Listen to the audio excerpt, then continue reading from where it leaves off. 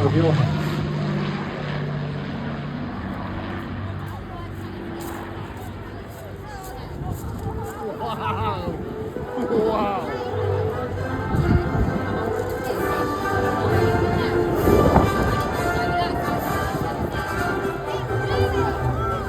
Yes, a massive warm welcome to the Avro Lancaster, most famous and successful Royal Air Force heavy bomber of World War II.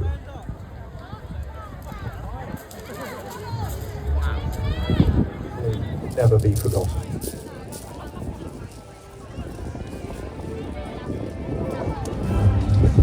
Oh my gosh, wow. It just has the most impressive presence.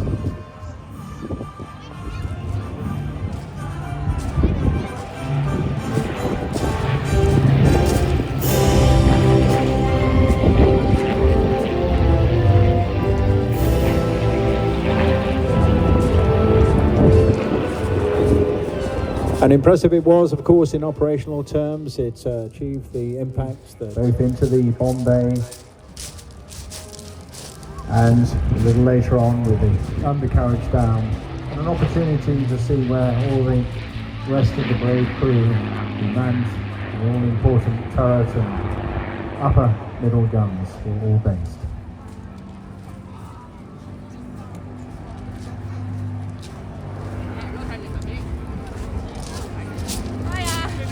A really impressive total of 7,377 Lancasters were built between 1941 and 1946.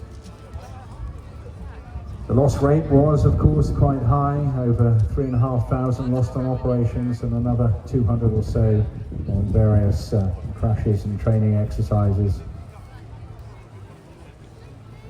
So many aircraft were just simply disposed of and scrapped at the end of the war, but luckily we were able to see both 474 and its partner surviving airworthy aircraft from Canada here in 2014.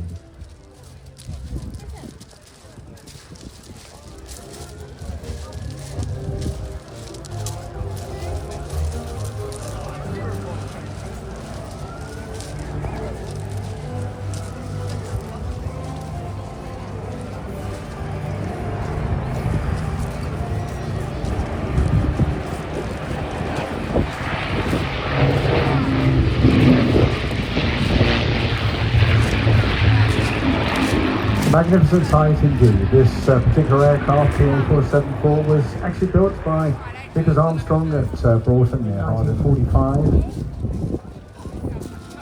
Literally just a few weeks after the European war had ceased, but it was therefore modified to deploy to the Far East against the Japanese as part of the Tiger Force, but didn't quite make that either, and so was stored with just a few hours on the airframe.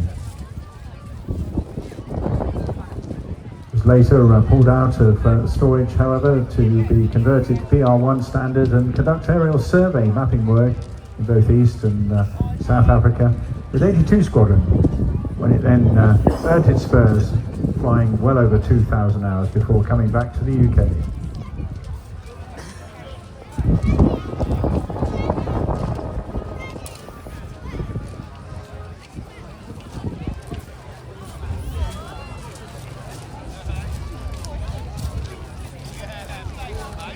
Seb Davey, a stalwart of the fixed-wing flying world, both as an instructor and as a captain on the mighty Lancaster. Joined the Air Force much at the same time as his co-pilot JJ. He went through the University Air Squadron and then on to multi-engine pilot training, flying the Hercules C-130J out of Lynham. And unsurprisingly, on a number of operational detachments to Iraq and Afghanistan. Here now, with the undercarriage down, and let us remember those crews that struggled to make their way back from a lengthy mission across in Europe, and after a long night, and also those that sadly didn't return with them.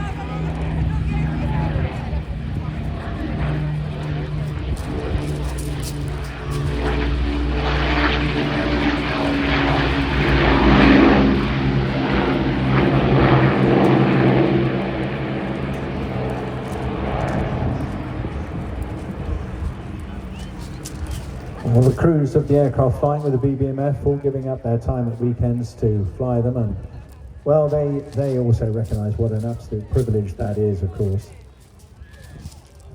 Day job for Seb, of course, flying and training as the instructor on the latest fixed-wing aircraft. He was one of the first Royal Air Force's first Airbus A400M Atlas pilots.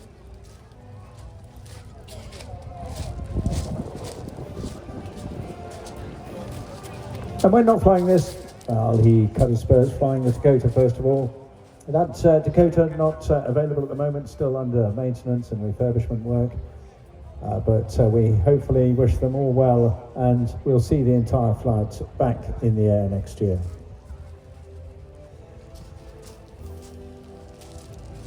So as she flies past once more, let's remember all the others that also supported the Lancaster and its bombing activities, those who flew twin-engine bombers such as the Wellington, and also the other Royal Air Force heavy bombers, the Stirling and the Halifax. But the 73,000 individuals who became casualties, killed, wounded or shot down or made prisoners of war.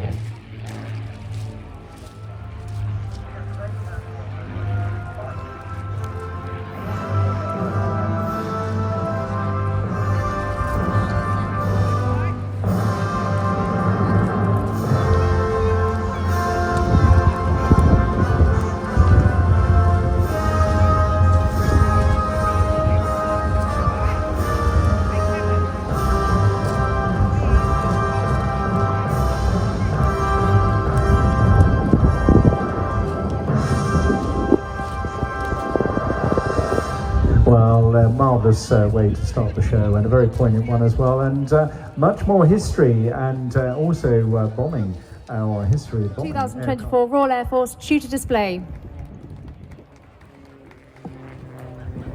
Marvellous, very well done indeed. A joy to fly, isn't it? It's very comfortable, cosy, nice touring aircraft. Doing some parachute and glider tugging, but now the full-time chief pilot for this extraordinary display, and wonderful machines they are too.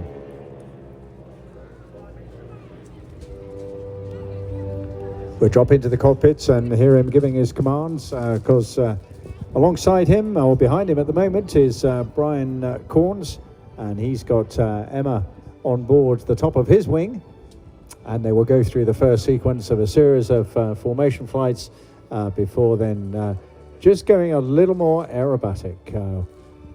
Terrific stuff. Of course, the girls, fearless glamour from those pioneering years, but these uprated safety and, of course, uprated performance aircraft as well, putting on a fantastic show. The aircraft have been modified with extra ailerons and a bigger engine. You hear that rasp there. That is from the massive 450 horsepower Pratt & Whitney radial engine. It's got a 10-foot diameter propeller. It's absolutely terrific.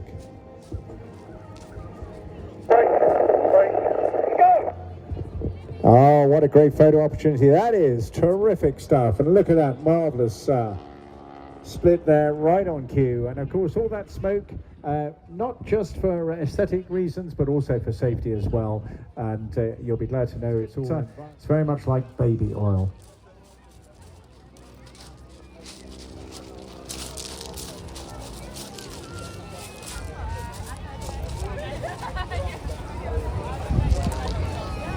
So all the time the girls are moving with their acrobatics, the boys doing their aerobatics. They, of course, unable to chat to each other. So all the commands are done on literally hand movements. They push down now. Okay, go, smoke off, go. And as they push over the top, all the blood rushing to their heads as they dive down. Absolutely tremendous sight indeed. Speeds up to 150 miles an hour, these girls enduring at the same time as maneuvering around the top of the wing. Well, the young daredevils who caught the flying bug back in the latter end of the 1918 war In particular, an American flyer called Orma Locklear came up with a stunt that was guaranteed to wow the clouds, and apparently as a result of an experience he had whilst flying an aircraft, and he needed to make an amendment on a bit of maintenance whilst he was flying along, he crawled out on the wing. And isn't that rasp you get there is from that big 10-foot propeller, where the tips virtually go supersonic when all the levers are fully forward. So Orma, having done it once, decided to do a little bit more work, and he ended up, would you believe, walking from the wing of one aeroplane to another, and then ended up getting a partner with the extraordinary name of Ethel Dare, and both of them together took this sort of flying to a few more adventurous extremes, sadly losing Orma's life in the making. But of course, all now tightened up. In the late 30s, the Americans introduced a lot of new safety regulations, and of course, this now extremely well rehearsed. The girls wearing safety harnesses as well. But despite that, you will still see them getting out of those harnesses.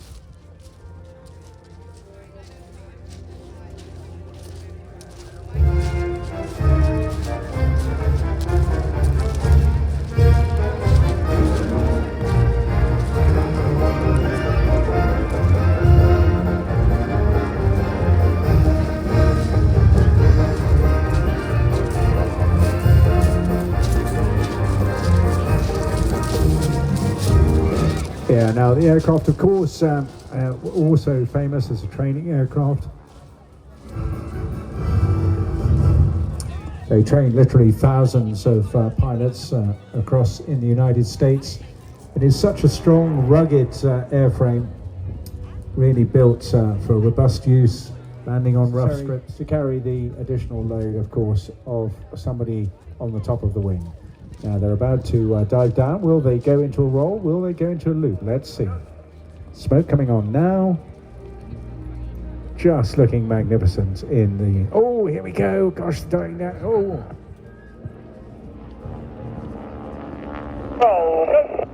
And it's a roll.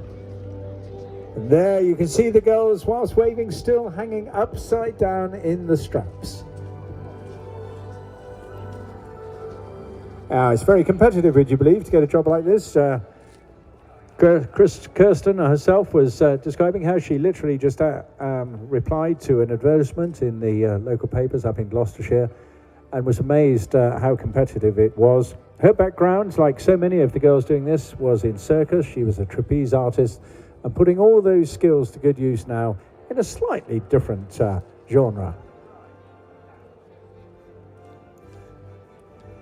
Coming into something of a tail chase as Brian tucks up closely, replicating the maneuvers of Dave's input on the controls there. And just the sun, just featuring all the aircraft today beautifully. Bringing all the pizzazz and romanticism to the bush flying environment that these aircraft sort of came from.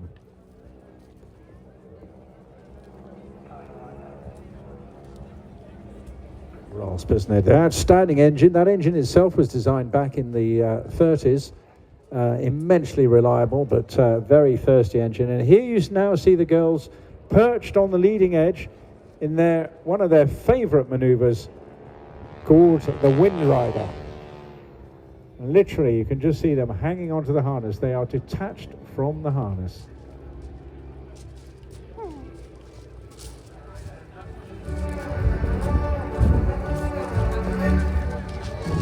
So whilst they get a great sense of freedom up there, it does require an awful lot of upper body strength, as they need to push forward and hold the positions they're in with very little support behind them. This time, maneuvering back towards the rear trailing edge of those upper wings into what they call a cockpit lady.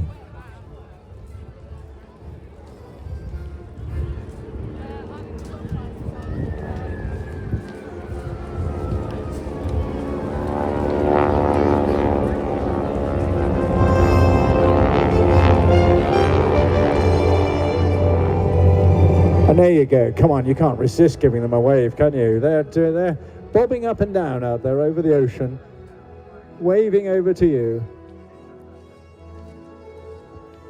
And they're not quite in that final position I referenced there, but in this turn, I suspect they'll put 1 foot down onto the cockpit, and that foot will be right in front of the pilots. The pilots, they're not connected by any digital voice. It is literally all done. So here we go. Come on now, great opportunity to give them a massive way-by.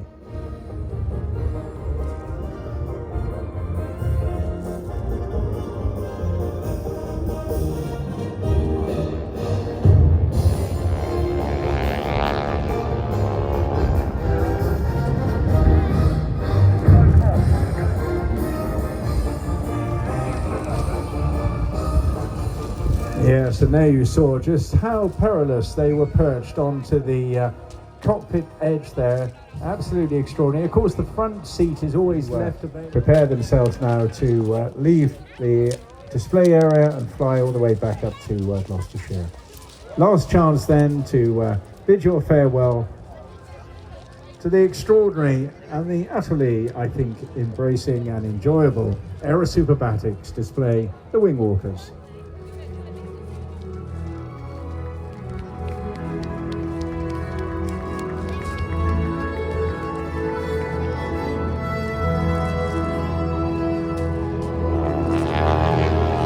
Looking absolutely fabulous in this beautiful arena we have here at Eastbourne. Glorious shot, yes, and that's them just moving in a little bit closer. Get this formation departure absolutely spot on.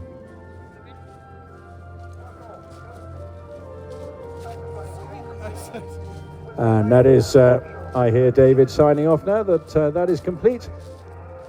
And they'll be back off into the wild blue yonder to enjoy their trip home.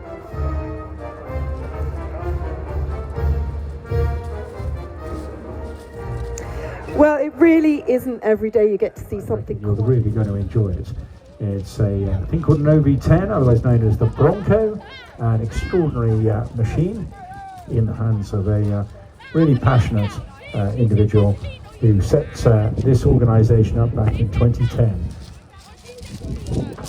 And heading in now from the left-hand side, the North American Aviation Rockwell OV-10 Bronco, a light turboprop attack and observation aircraft developed back in the 1960s for counterinsurgency combat, and one of its primary missions was as a forward air control aircraft over the Vietnam War.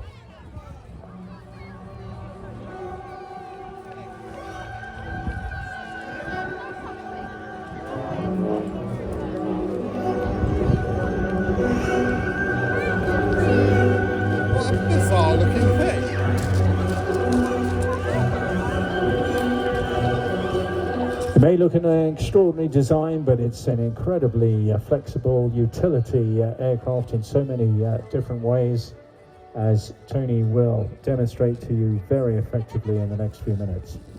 The initial concept was brought together by two US Marines who built a prototype in their own garage, believe it or not, before then North American Rockwell developed the prototype for its first flight in July 1965. It went on to serve all three US branches of aviation in 1995 with the Air Force, the Navy and the Marines. There were original design thoughts and plans to make it amphibious, but that didn't really develop, because this could be used in so many other ways. It can hold 2,400 pounds of cargo, 6 paratroopers or 2 stretchers and a medic. But it's also designed, it's got specifically designed landing gear for rough landings, and the aircraft requires virtually no ground equipment at all. So a really independent operator. It's got armour protection, bullet-resistant windshields and self-sealing cells also for operating hostile environments. And you can see being able to ramp up the speed. It can loiter for up to 3 hours at speeds of over 300 miles an hour.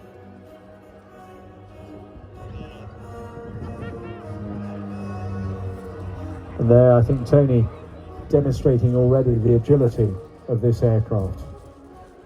Wasn't just used in the United States. Broncos went to Germany, Thailand, Venezuela and Indonesia as well, and eventually on to Morocco, the Philippines and Colombia.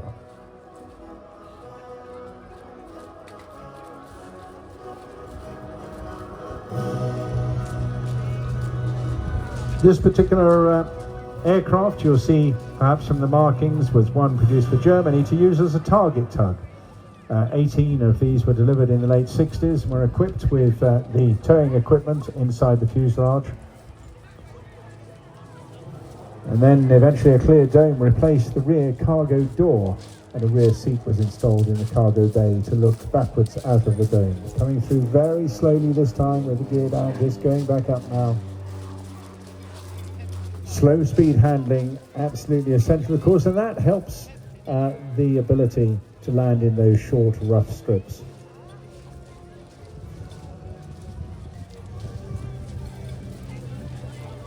The German wing of the OB-10 Bronco Association was formed back in June. Himself of Eureka Aviation in Belgium.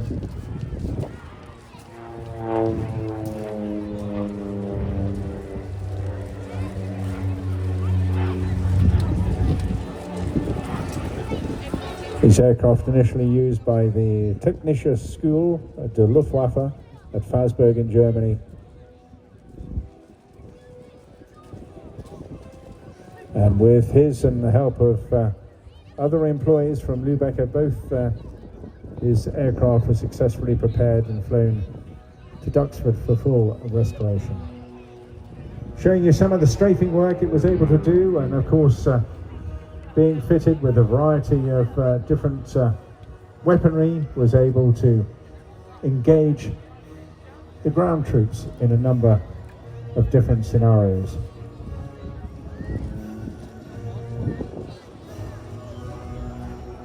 Can't get over how bizarre it is.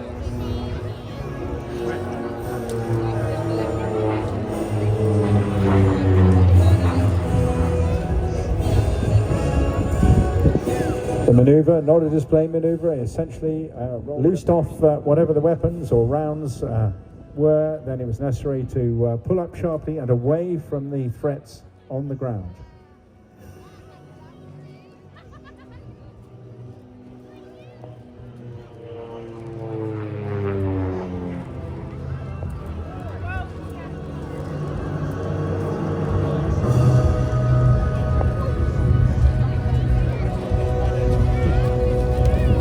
Powered by two Garrett T76, giving us just over 700 horsepower each side, a service ceiling of 30,000 feet, and an incredibly useful range of over 1,300 miles.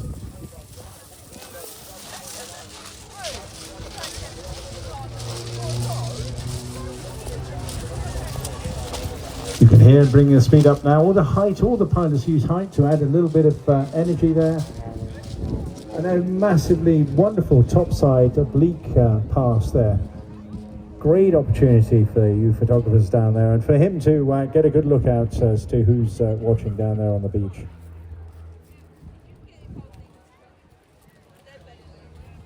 Tony amassed thousands of hours now on this aircraft. Very passionate, committed guy, just loves bringing it around to air displays.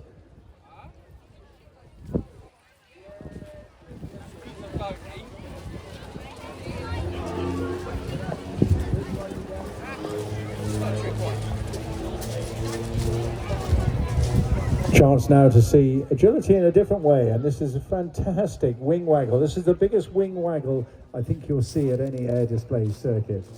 Yeah, full 180 either side. Really outstanding. It's a great position to sit in the cockpit as well. You feel very commanding. You're sitting up quite high, great visibility. And that dome at the back also providing good visibility as well for photography activities. Now, here's a different approach, but once again related very much to Vietnam, and it's what is referred to as the K-San approach.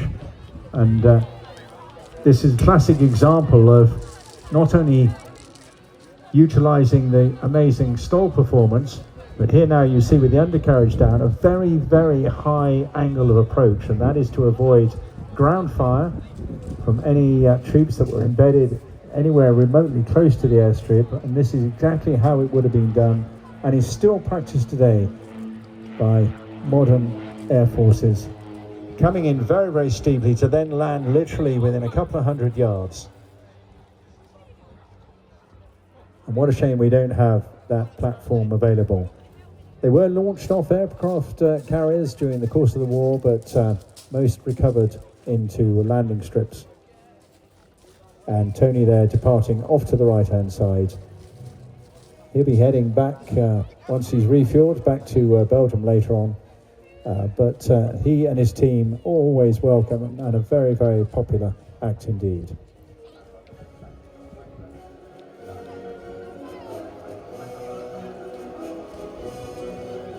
So, just a very, very short break now as we wait our next aerobatic act. Something very different. Starlings, you ready? See what they got to offer.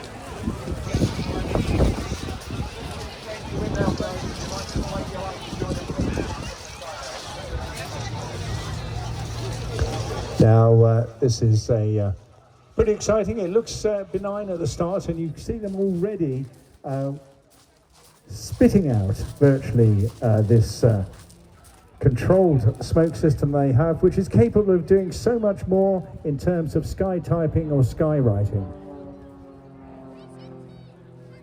Two first-class pilots performing high-octane close-formation aerobatics, including gyroscopic tumbles and all the other maneuvers that you've seen here so many times.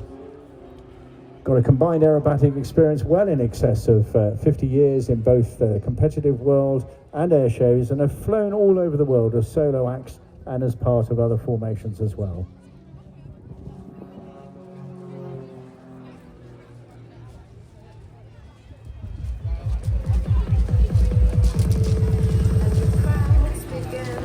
There's dulcet tones occasionally on the radios behind me here. He's well, it's just an extraordinarily experienced man indeed, well over 4 decades of a font of all knowledge of aerobatics, but a consummate champion as well. And alongside him, equally up at that top as well, the youngest person ever to have been a British aerobatic champion, Michael Pickin.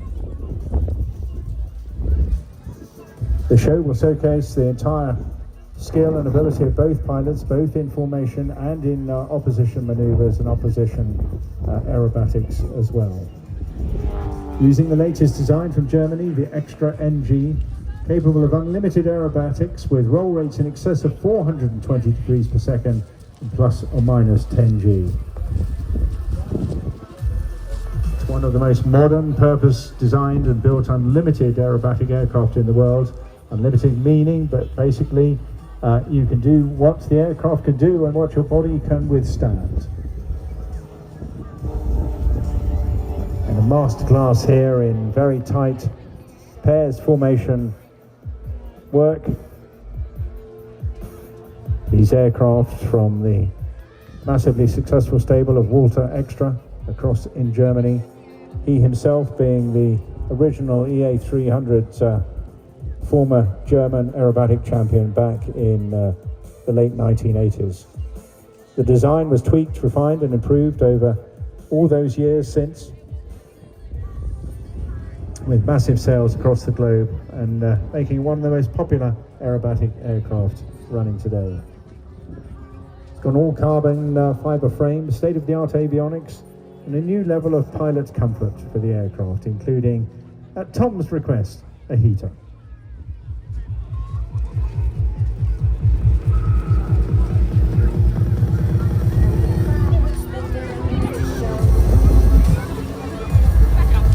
We'll occasionally drop in and out as we did with other formations, and you just get a feel for the cadence and the nature very calmly of the way the formation is controlled.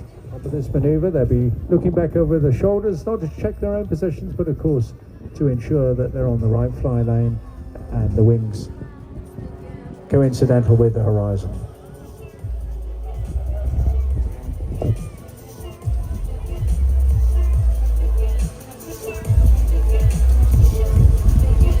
And you can see just how tight those two aircraft are together. Absolute confidence and trust in each other. And I can assure you that takes an awful lot of practice.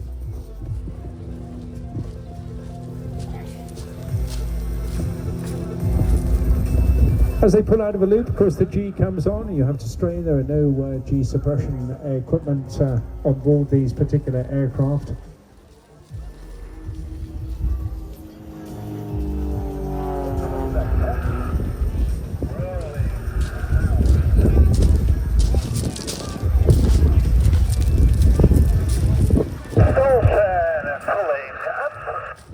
And there you go, on that final cadence of up, that is when the control activity goes in that Michael has to replicate exactly. Calling for rudder now. Yeah, look at that. Absolutely perfect timing. Superb stuff, as you would expect from these two masters of aerobatic competitions. For the brake. Brake. Go! Oh, stunning stuff. Absolutely outstanding.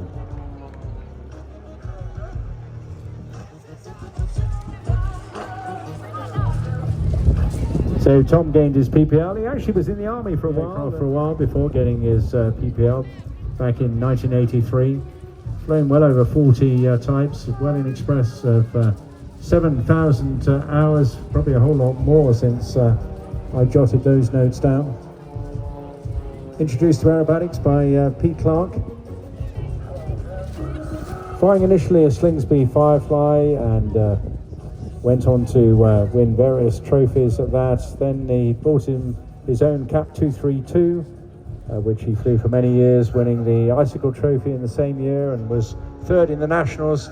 But he's been the unlimited national champion for on three occasions.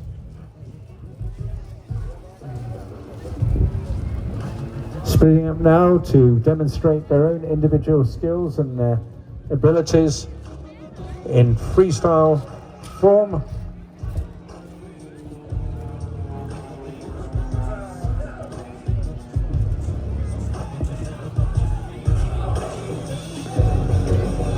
Pulling over the top rather than letting the aircraft fall.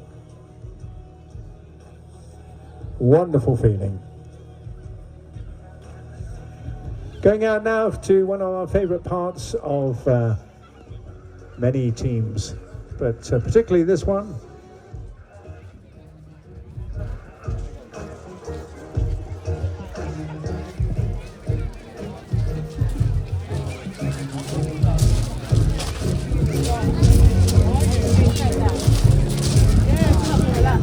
This time they'll be adjusting their term just to come back in to make sure it's absolutely in the middle before pulling up together.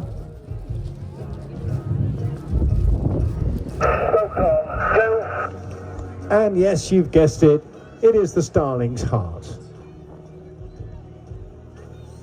So give your partner, loved one, a good squeeze and a hug.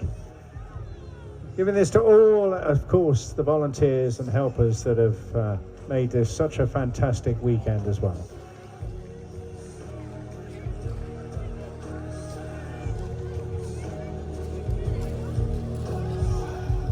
Near perfect stay.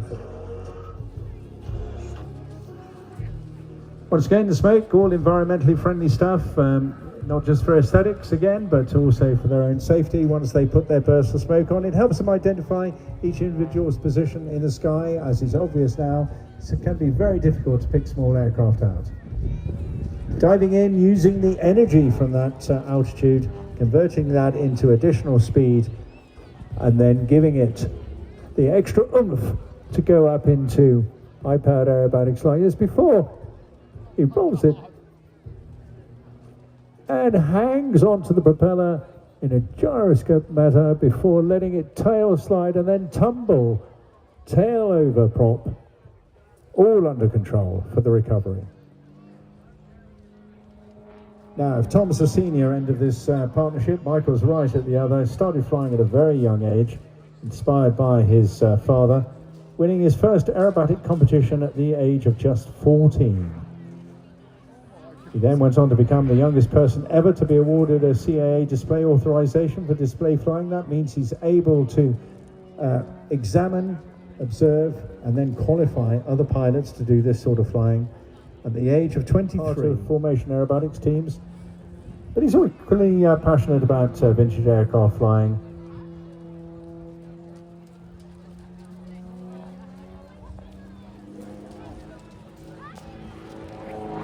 And that, of course, is when he's not playing with the day job, which is flying a few commercial aircraft in the Boeing fleet, 75s and 767s.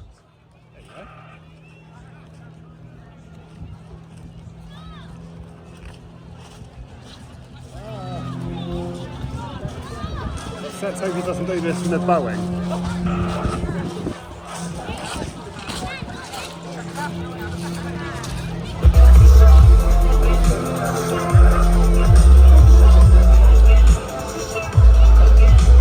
So Tom about to hand over the reins. You can see Michael up there waiting in the wings out at depth high in the sky as Tom bleeds the speed off, just gives the aircraft a nudge, then lets it hang and literally looks as though it's in a flat spin, but all under control, recovering the aircraft. Oh, and just adding a few more rolls in for good measure as well.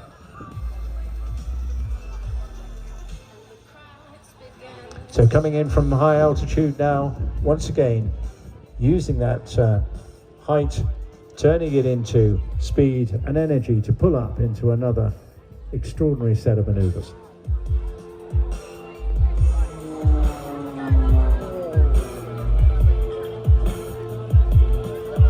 Oh, sliding it there at the top, absolutely really neat maneuver, before then putting it through a few more rolls and keeping those rolls going as he points it back towards the ocean.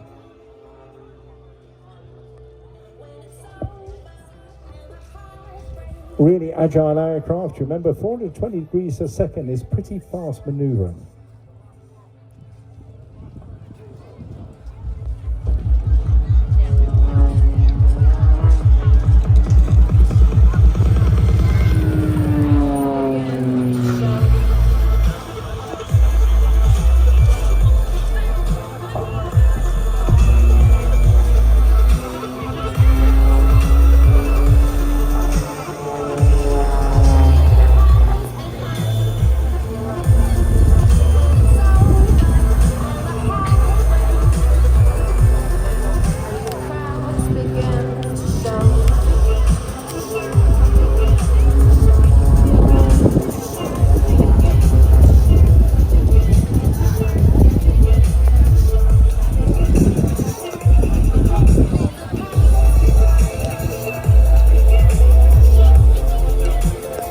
Also extraordinarily exhausting work. Doing anything like this, you'll see more of that after the break with Richard Goodwin, of course, and I just love that. Now that's a classic maneuver, sliding across the sky whilst climbing at the same time.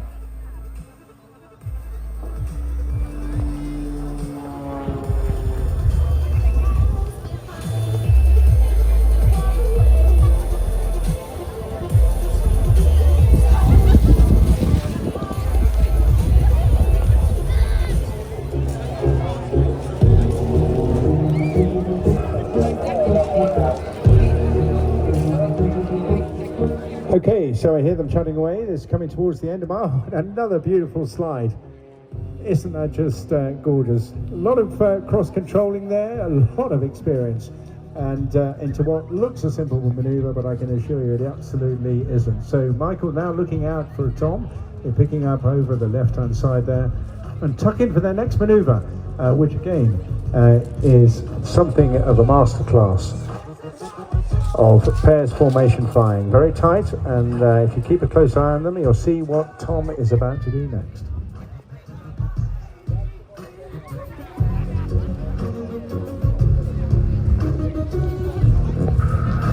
Rolling in 3, 2,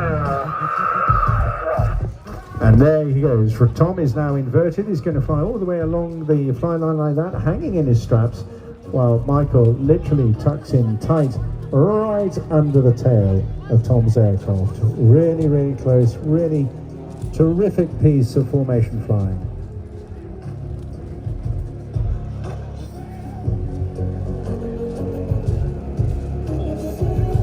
And pulling out now, and there we go. Very swift, very neat, very crisp manoeuvres. And that, ladies and gentlemen, is the Starlings.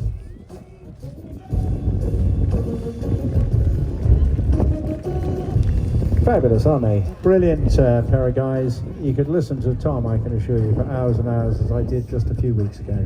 Charming chap, just oodles of knowledge and experience, and put an aircraft into a corner that most people perhaps wouldn't even have thought or would dare to do. Fantastic stuff. Fancy a go at that, Jenna? Yes, can I be upside down, please? The very early years at the front, the mighty Bristol Blenheim. The Blenheim formation from Duxford.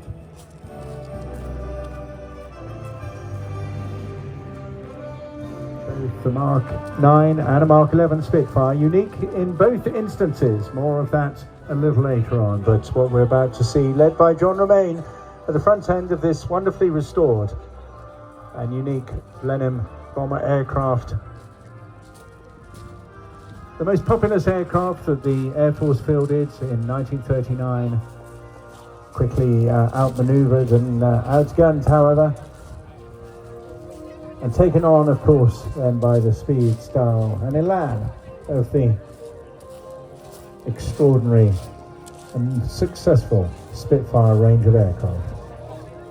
We'll see a few formations. Let's just sit back and enjoy those for a few minutes before each aircraft gets an opportunity to show its own style and skill set off.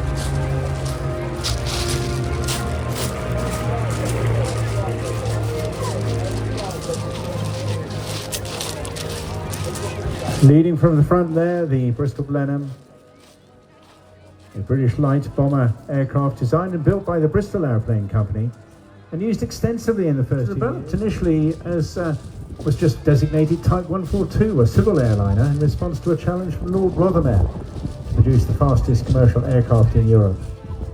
First flew in April 1935, but the Air Ministry themselves were so impressed by the performance that they ordered a modified design as a Type 142M for the Royal Air Force as a bomber, and deliveries of this newly named Blenheim to Royal Air Force squadrons commenced in March 1937.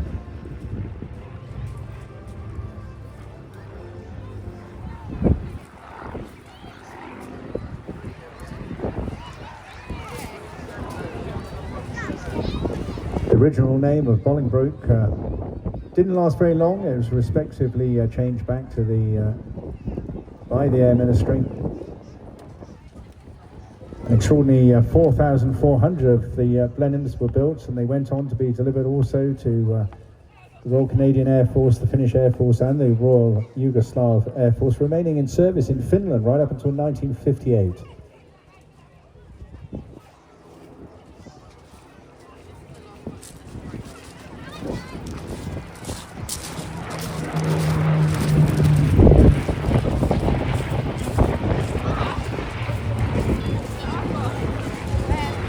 Blenheim was one of the first British aircraft with an all-metal stress skin construction, retractable landing gear, flaps of the late 1930s, but was quickly overtaken by development of monoplane fighters, which made most of these bombers particularly vulnerable, especially in daylight.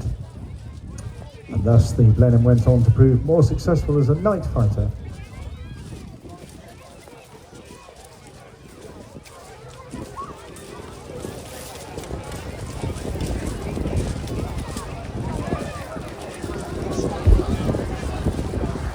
At the end of this run, the aircraft will then break formation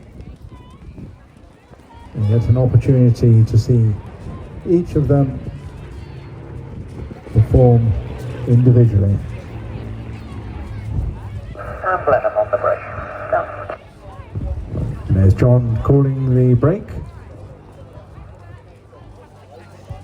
as the fighters pair off to the left-hand side for a short moment, give an opportunity to see this magnificent aircraft in its own right. A terrific success in many ways, having painstakingly spent many years putting this back together.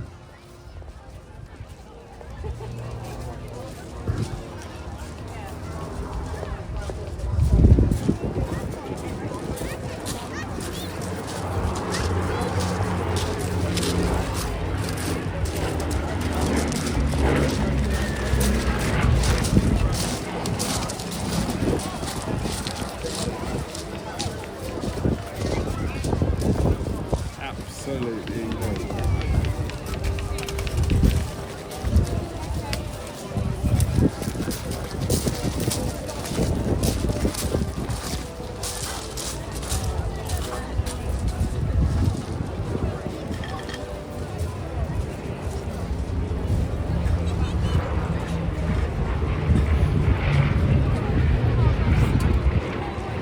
So not only was it fast, not only was it a mainstay with just under 1,100 of these Blenheims in service, it bore the brunt of the early war bombing efforts, and its crews paid a very heavy price indeed for defending the nation. It was pressed into roles it was not designed for, like fighter roles. It became very much the first multi-role aircraft.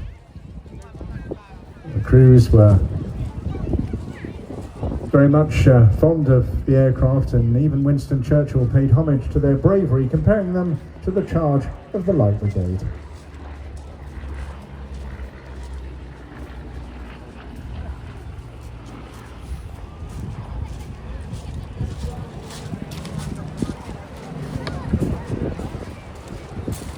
One of the extraordinary stories to come out of the restoration of this aircraft was that of the cockpit, which was found in a completely independent operating environment, being used, would you believe, as an early electric car. Well, thank goodness they found it, because that helped speed up the refurbishment of the other parts and pieces, and much of it remanufactured, of course, to bring this very, very historic and important aircraft back into flying service.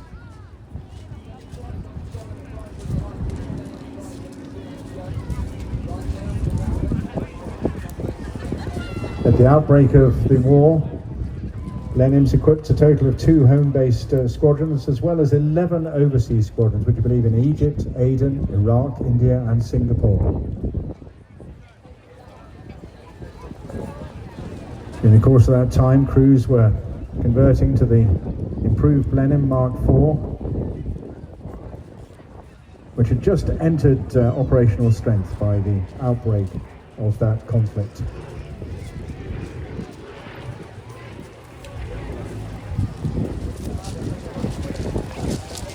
In fact, it was a Blenheim that was the first British aircraft to cross the German coast to perform a high-altitude reconnaissance mission upon the German Navy in the vicinity of Wilhelmshaven in Lower Saxony, with the stated mission of protecting British shipping convoys off the east coast.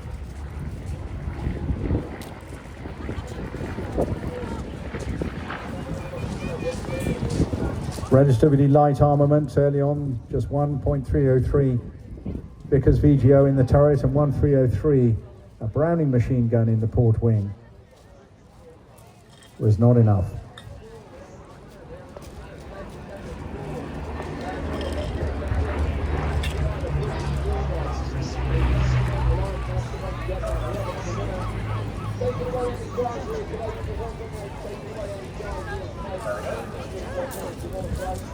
And as John pulls it round for its final pass, the fighters position high in the sky to replace him.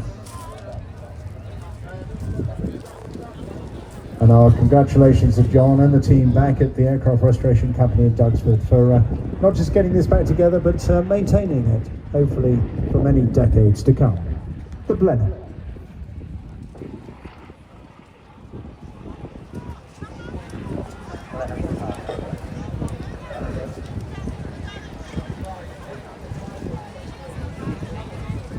Back in, coming in very shortly. I hear him on the radio now. Diving back in, coming in now from our left-hand side.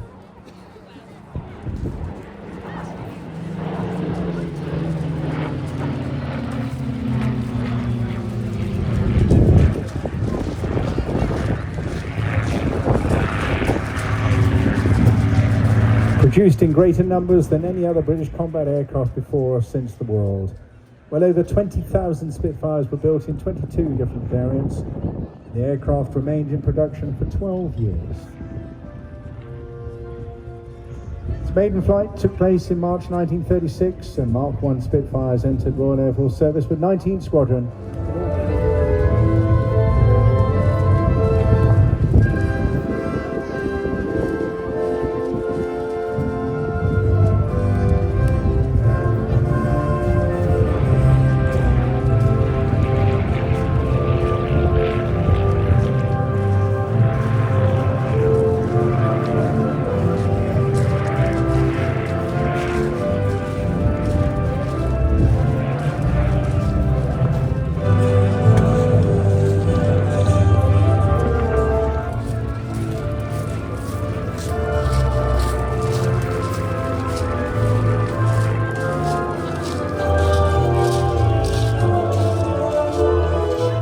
Here we see two aircraft from the latter end of the Second World War, by which time the development potential of the original design had allowed the Spitfire to establish and maintain the air superiority so vital to the defence of Britain, and keep pace, of course, with the improvements in performance of enemy fighters as well.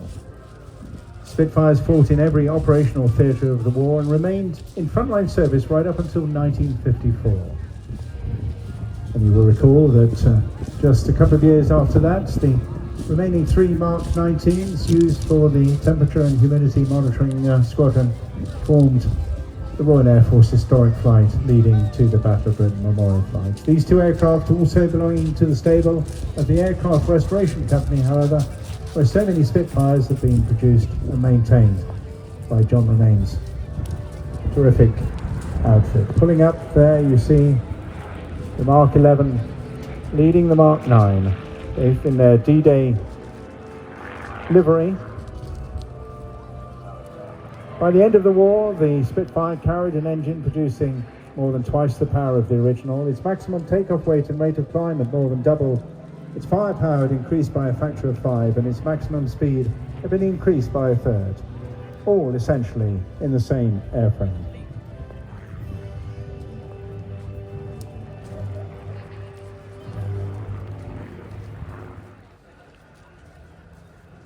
Just two Mark 11s remaining in airworthy condition.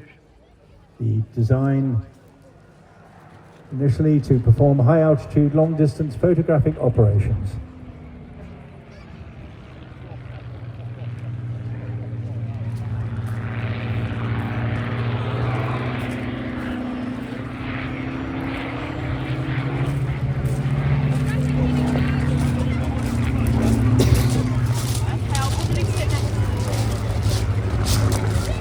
Armaments have been removed from these photographic elements. This type, very famous for many exploits, including taking the initial images of the dambusters' raid to prove the extent of damage to the dams.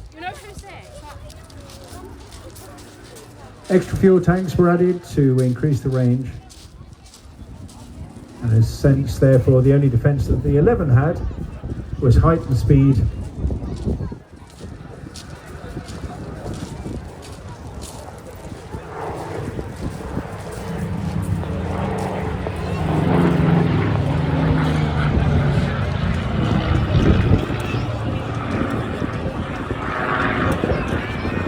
.983 first flew in October 1944 and saw active service from 1945 onwards, taking photographs across Europe as part of 4 Squadron before transferring to 2 Squadron in Germany following the end of hostilities.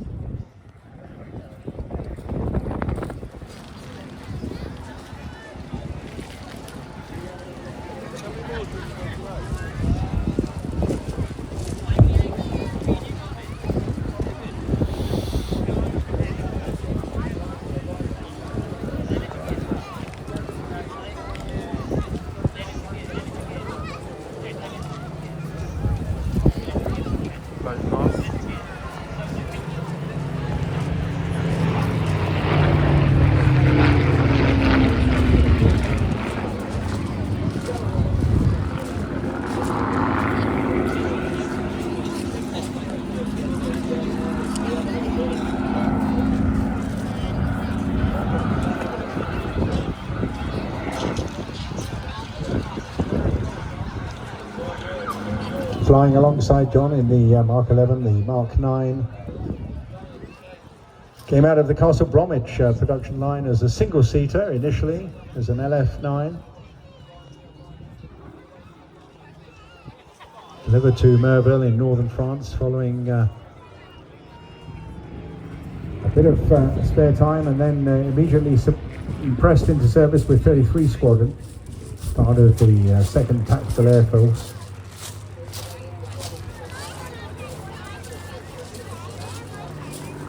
Got involved in a lot of air-to-ground activities, strafing targets such as rail and road transport. Usual to see the two-seater, which you'll see back in the air in just a moment or two, whilst we concentrate on the Mark 11.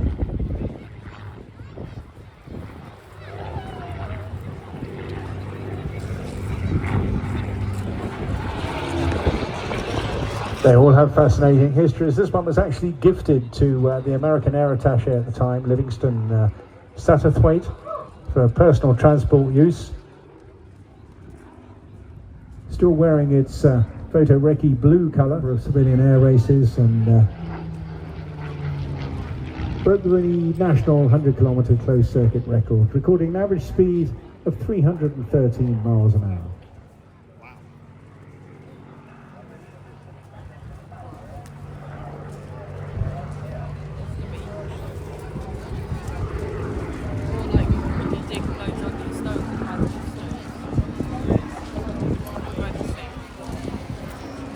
Johns is coming in for his final individual manoeuvre now, which will be a barrel roll, again carving a lovely, lovely big wide turn as if going round in a huge, huge beer barrel. An absolute joy to see in the current conditions. And the paint scheme looking terrific, having been restored and fully refurbished and rebuilt by the Aircraft Restoration Company some time ago.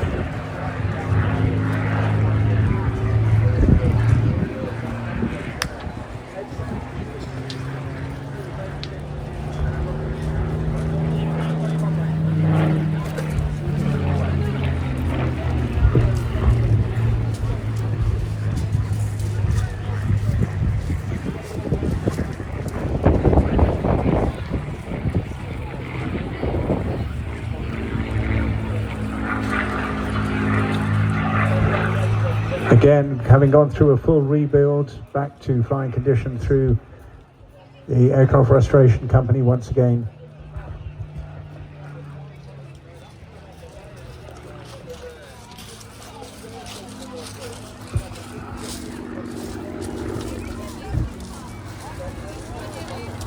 Even providing the legendary Supermarine test pilot Alex Henshaw an opportunity to fly this again before he passed away. Been painted in many different colours, this particular aircraft. For various activities during his time with the Irish Air Corps, the Royal Netherlands Air Force, use in the Battle of Britain film, and 33 Squadron. And has now carried thousands of passengers in its rear seat. And this is something you can do now across the country, but if you are in East Anglia and you get the opportunity to go there and you wish to have a go in a Spitfire, then just go to aerialcollective.com, and you get the opportunity to book in your own flight in this very aircraft.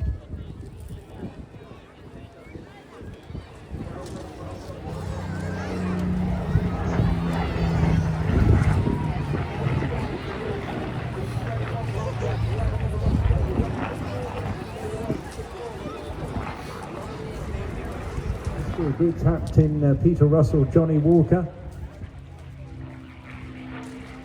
Now part of Aerial Collective's in-house Warbird Experience company. Spend much of the year giving passengers the experience of a lifetime from their home base in Duxford.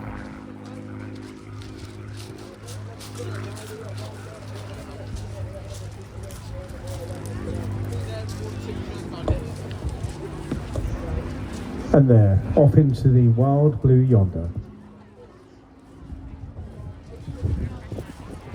Arcing high in the sky, coming up to the final pass.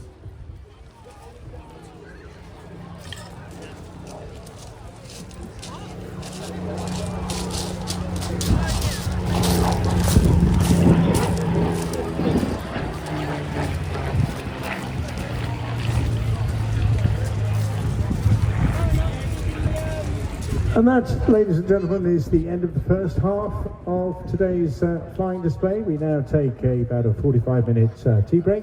So you know what to do. Make use of all the